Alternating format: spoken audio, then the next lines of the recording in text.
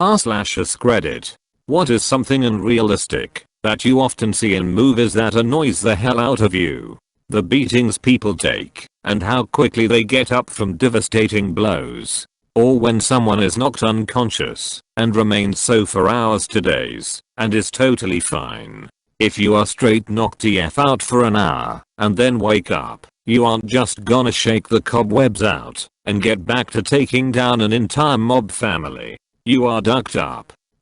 When people slice the palm of their hand open for a drop of blood, that will take forever to heal. Just prick your finger. Dang. Looking at you. Supernatural. People taking their eyes off the road for like 5 seconds. They always turn themselves completely around to talk to people in the backseat or beside them, as if they couldn't hear each other otherwise. I genuinely had a friend that would do that. You'd ask him a question and he's completely look at you. It was ducking terrifying. You'd be sitting in the backseat, and he'd be driving on the interstate just staring at you. Look up front, Brian. R.I.P. Brian. How mature the high school students look. Have you ever looked at a high school yearbook? When I was in elementary school I was so excited to be a high schooler, because I would look so grown up and mature. Duck you Disney Channel for lying to me. Blowing up a grainy picture makes it clearer. Enhance. Uncrop. Duckers who yank out their fourths. Tugged on mine once, and I ducking cried. I remember waking up from a surgery and trying to do this when I was a kid because I was groggy and scared and the pain was so bad I threw up on myself. You were a much braver kid than I was. I got an fourth as a child and nurse said try not to move too much. So I laid there like a statue for hours, not even talking, thinking something bad will happen if I move. I was in high school and was admitted to the hospital. I had to stay the night with an fourth in my arm and kept my arm as still as I possibly could be. See, I was so afraid of the bit inside my arm stabbing me. I didn't know at the time that they pull the needle out and it's just a little plastic tube.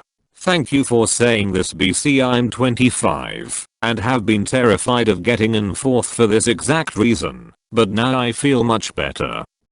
People googling exactly what's happening to them and getting the answers they're looking for. Happens a lot in scary movies. A house is being haunted by the ghost of a tall man, and the owners Google tall man ghost and find exactly the article that explains who the ghost is and what happened to him. Bad guy receives a mortal wound like a point blank gunshot to the torso or deep knife wound, and just lays there bleeding profusely for a minute with the protagonist immediately forgetting about them, then is able to somehow stand up and have like an 8-round boxing match with the protagonist before finally being finished off. In addition to that, I hate it when the protagonist gets the upper hand, but then they just bolt.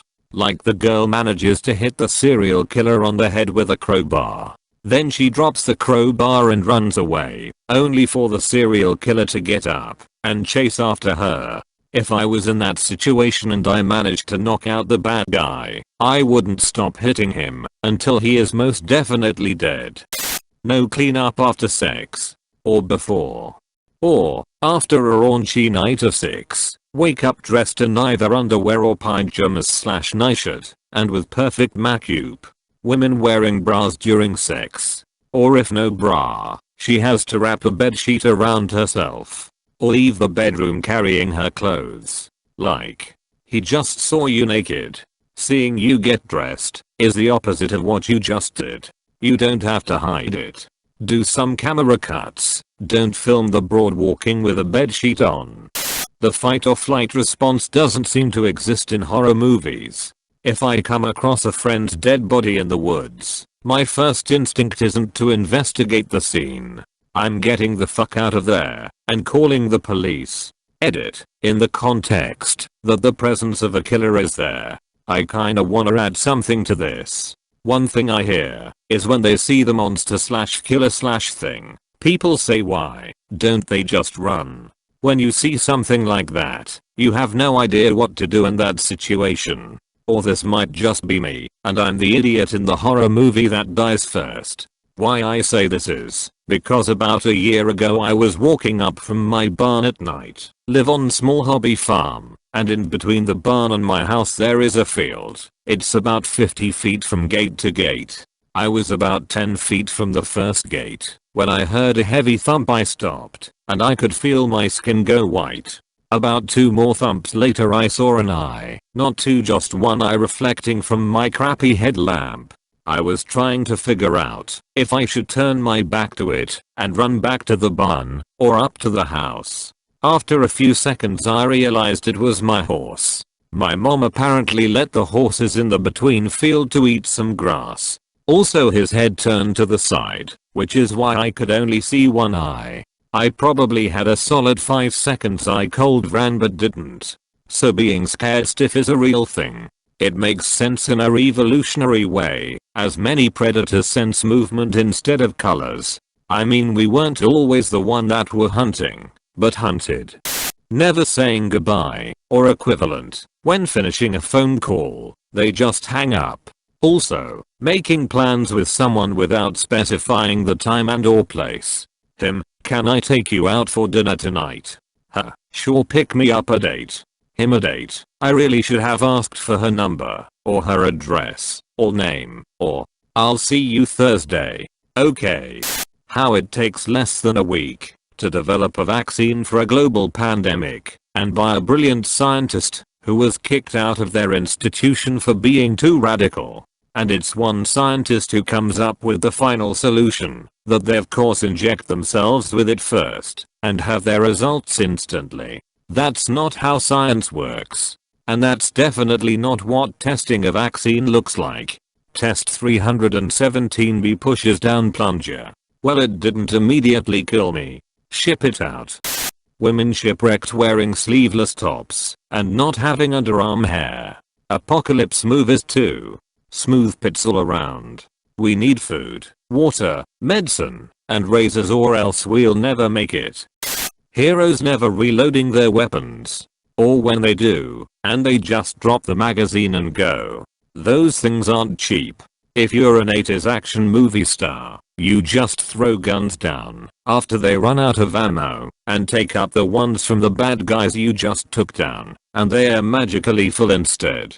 Repeat that process until you get to the ultimate bad guy, where everyone is supposed to throw their guns away and turn it into a fist fight. Yes, a fist fight, where both people endure multiple punches that any single one would knock out a UFC champion. Blows to the head, knocking someone out for exactly as long as is convenient for the plot with no long-term consequences whatsoever.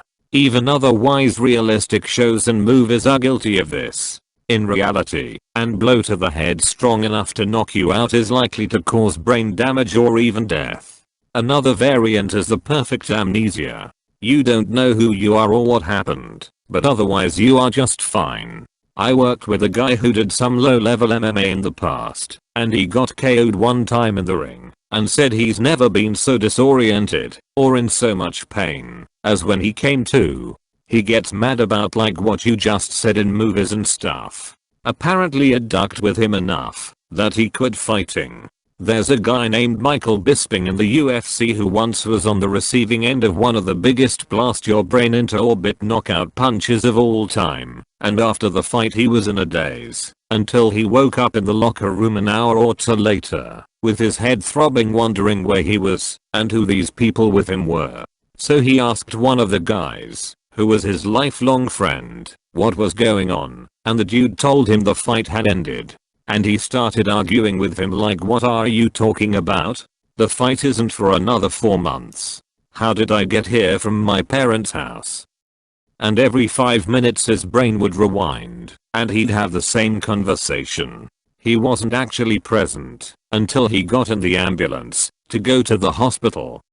In a horror movie, everyone acts insanely stupid. No one ever believes each other. They go outside to investigate a loud noise when there's been a string of murders, etc. Our best chances, if we split up, when they see some stranger standing in the shadows, saying absolutely nothing. Stephanie. George. Is that you? Walks closer. Come on. Stop ducking around. Killer pulls out knife. Character stands there dumbfounded. Killer stabs them to death. In like, okay, he deserved that. Grip strength. People hanging off of anything, one-handed, for long times, holding on to other people, pulling themselves up. General population can't do a pull-up. Or falling 15 to 20 feet and catching a ledge with one hand. Also, wouldn't that just dislocate your arm? Or when they fall and a rope twisted around their foot/ankle catches them. Definitely should be at least one dislocated joint there, if not multiple and a few fractures, but no, they're always totally fine. So no one's gonna talk about how in a 1vs 5 to 6 fight scene all the attackers wait for their turn to get their ass kicked by the alpha guy one by one and not attacking him altogether.